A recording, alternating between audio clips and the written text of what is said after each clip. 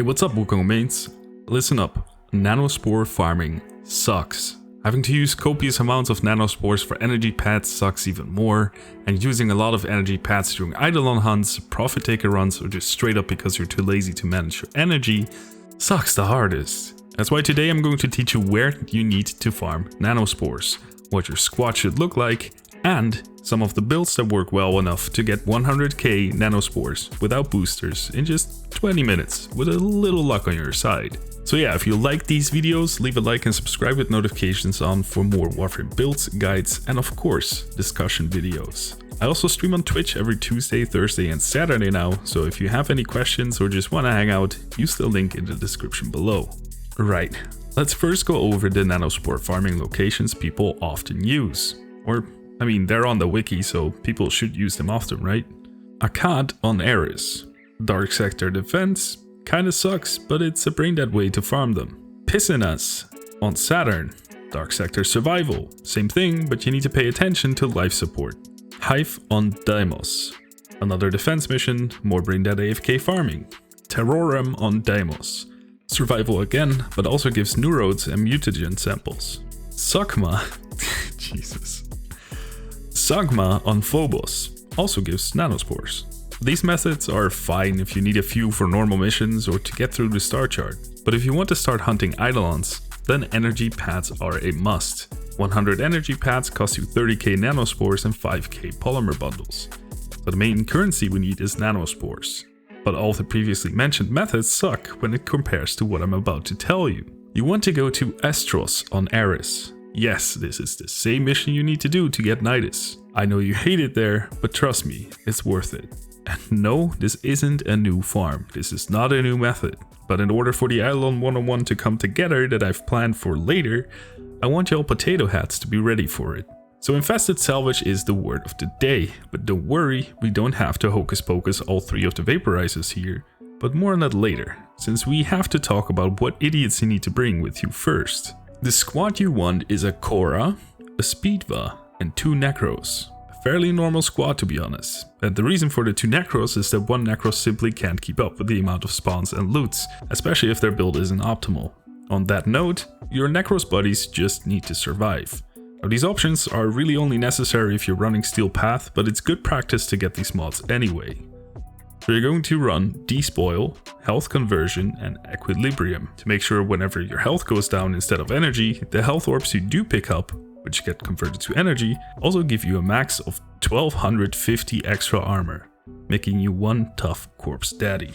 The Corra needs Pilfering Strangledome for more loot, and if you're not running Steel Path, that's pretty much all she needs in terms of build, because enemies are so weak they'll die to the Strangledome alone. I do recommend accumulating Whipclaw, especially when running Steel Path and maybe even subsuming Dispensary on her since we're not running Flow or Primed Flow. But that's a personal decision, running her as vanilla Corra works well on normal and Steel Path. Just make sure Corra's range isn't above 130 to 140% because Strangledome will pull enemies from underneath you, meaning you'll have to move underneath the platform to gather your loot, which sucks. It also makes sure you don't cover the doors that lead to enemy spawn locations. Speedfile is pretty obvious, but don't get too hardcore, because when approaching the max negative strength you fuck up the enemy AI and they get stuck behind doors. I found 40% strength is fast and sustainable enough to make sure the AI doesn't derp and you make sure these spawns are secure. Other than that, you just need to be able to survive, but that's what Rolling Guard is for in case you get screwed over by a Toxin proc. Right, essentials out of the way, here are the builds for the frames mentioned. I've explained most of the stuff you need to know before, so I'll just flash them for a few seconds. Pause if you need to, but I'll also link the overframe stuff in the description below.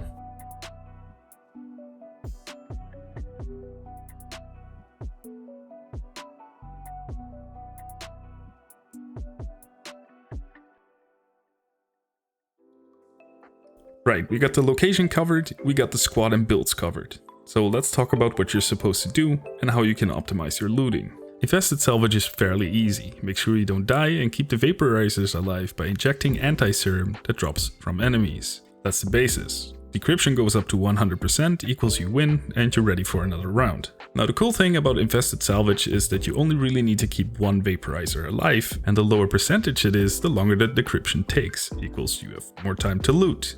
So the map for this is fairly simple. We have an infested corpus base with a hologram in the middle.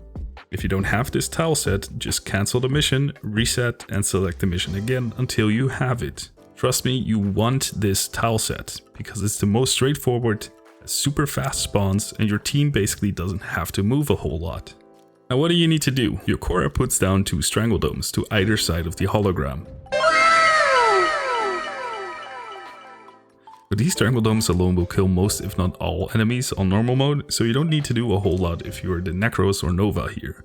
Nova activates Molecular Prime every now and then to guarantee that enemies get to the Strangledome faster. As Necros you have the easiest but also kind of the most important role of all. You have to stay alive, keep Desecrate on at all times, and feed the Vaporizer with anti-serum so it doesn't die.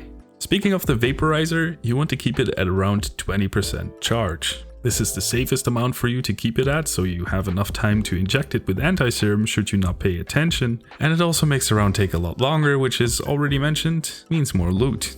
Now the optimization part. First of all, you want a Smida Kavat for obvious reasons. Namely, Charm and its resource doubling / tripling proc. This is an absolute must if you're serious about farming the most Nano Spores, so you make sure your whole team has Smidas ready. Number 2, relay blesses and boosters. If you have an MR30 friend, stop it. Get some help. You're in luck, because they can give you a resource drop chance blessing, which lasts up to 3 hours. Combine that with a resource booster, and you're gaming at max efficiency. Number 3 is more of an honorable mention, but Nova and her Ripka chainsaw. The Ripkas synergize with Necros' Desecrate because every bisected body part will count as their own corpse, meaning even more loot in the process. Since this only really works if your Corra doesn't do shit, or if you're on Steel Path and your Corra isn't strong enough, I consider this an extra, or as mentioned before, an honorable mention, more than an actual optimization. Now with this method, the builds and frames equipped into a neat little murder squad, you should be able to get around 100k Nano Spores without optimization and close to 300k with boosters, blessings and a very lucky Smida charm chain. Meaning you can build up to 1000 energy pads from a 10 to maybe 20 minute long run, which will last you for a great deal of time. I hope you enjoyed watching this video. If you did, do leave a thumbs up and subscribe for more Warframe build guides and other random bullshittery. If we hit 3000 subscribers by the end of the month, I will be giving away 1000 platinum out of my own pocket to one lucky PC player. Why out of my own pocket? Well, you'll just have to wait till later this week for a discussion video surrounding a very interesting topic. Thanks for watching. Stay safe out there, Tenno. Later.